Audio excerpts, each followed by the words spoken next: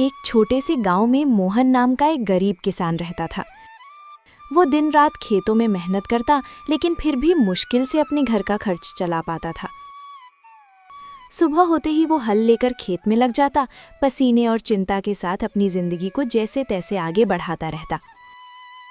मोहन की पत्नी सरला एक सीधी साधी और समझदार महिला थी, जो हर हाल में घर संभालती थी। उसकी 2 बेटियां थीं। बड़ी बेटी गीता, जो समझदार और अच्छे स्वभाव की थी, और छोटी बेटी नीलम, जो चंचल और चालाक थी, लेकिन अपनी बड़ी बहन से बहुत ईर्ष्या करती थी। दोपहर का समय था। रसोई में सरला चूल्हे के पास बैठी खाना बना रही थी। गीता उसके पास आकर चुपचाप सब्जी काटने लगी। गीता बेटा, तुम हर काम इतनी लगन से करती हो, सच में तुमसे घर संभल जाता है। माँ, ये तो मेरा फर्ज है, आप इतनी मेहनत करती है तो मैं कैसे पीछे रह सकती हूँ। तुम्हारी यही बात मुझे सबसे अच्छी लगती है, शांत स्वभाव और समझदारी। इतना कहते कहते अचानक सरला को ध्यान आता है, अरे नीलम कहाँ है? सुबह से दिखी ही नहीं। नीलम, ओ नीलम! सरला जोर से आवाज लगाती है। कुछ पल सन्नाटा रहता है, फिर तेज कदमों की आवाज आती है। नीलम गुस्से और चिड़चिड़े अंदाज में रसोई में अंदर आती है। क्या है माँ, इतनी जोर जोर से क्यों बुला रही हैं? मैं कोई खाली नहीं बैठी थी। बात करने का ये तरीका है? मैं बस पूछ रही थी कि तुम कहाँ थी। नीलम हंसते हुए तंज में, आपको मेरी क्या चिंता होगी, आपको तो बस आपकी आदर्श बेटी गीता की ही फिक्र रहती है। गीता, नीलम ऐसा मत बोलो। नीलम गुस्से में बीच में काटते हुए, आप चुप ही रहो दीदी, हर वक्त अच्छी बनने का नाटक मत किया करो। सबके सामने सीधी साधी बनती हो और सारी तारीफें भी तुम ही ले जाती हो। नीलम, बस करो नीलम, ये जलन तुम्हें गलत रास्ते पर ले जा रही है। हाँ, जलन है मुझे, क्योंकि मुझे हमेशा आप दोनों के बीच में छोटा और बेकार महसूस कराया जाता है। आप दोनों को तो बस एक दूसरे की अच्छाई ही दिखती है।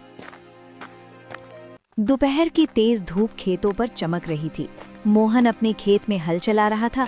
उसके कपड़े पसीने से भीग चुके थे, लेकिन वो बिना रुके काम करता जा रहा था। चारों तरफ सन्नाटा था, बस बैलों की धीमी चाल और हल्की मिट्टी चीरने की आवाज सुनाई दे रही थी।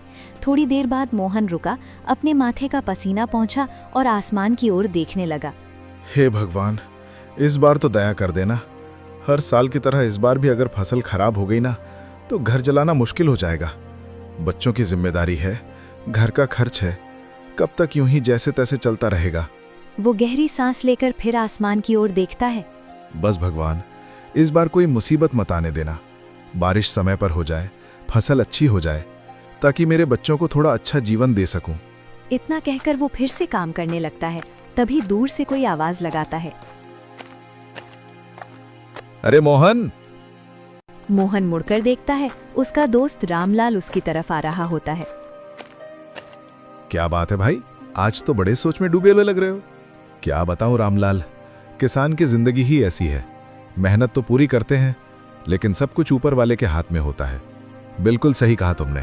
इस बार तो मौसम भी कुछ ठीक नहीं लग रहा, कभी ज्यादा धूप, कभी अचानक बादल। हाँ, बस यही डर लगा रहता है। अगर समय पर बारिश नहीं हुई तो सारी मेहनत बेकार चली जाएगी। लेकिन मेहनत करने वालों का साथ भगवान जरूर देता है। देखना, इस बार सब अच्छा होगा। थोड़ा माहौल हल्का होता है, फिर रामलाल मुस्कुराते हुए पूछता है, अच्छा छोड़ो ये सब, बताओ घर पे सब कैसे हैं? भाभी जी और तुम्हारी दोनों बेटियां कैसी हैं? सब ठीक हैं। सरला तो हमेशा की तरह घर संभाल रही है, और मेरी बड़ी बेटी गीता, वो तो बहुत समझदार हो गई है। घर के हर काम में हाथ बटाती है, कभी शिकायत नहीं करती। अरे वाह, ये तो बहुत अच्छी बात है। आजकल ऐसी लड़कियां कहाँ मिलती हैं। हाँ, लेकिन छोटी वाली नीलम, उसका स्वभाव थोड़ा अलग है, चंचल है और कभी कभी गुस्सा भी जल्दी आ जाता है। समझाने की कोशिश करता हूं, लेकिन उम्र भी तो ऐसी है। कोई बात नहीं मोहन, धीरे धीरे सब समझ आ जाता है। बच्चे हैं, समय के साथ सीख जाते हैं। बस यही उम्मीद है कि दोनों बेटियां सही रास्ते पर चलें और खुश रहें। बाकी भगवान की मर्जी। दोनों कुछ पल के लिए खेत की तरफ देखते हैं, फसल, मिट्टी और अपने संघर्ष भरे जीवन को। चलो भाई, हिम्मत मत हारना, सब ठीक होगा। हाँ, उम्मीद तो उसी से है।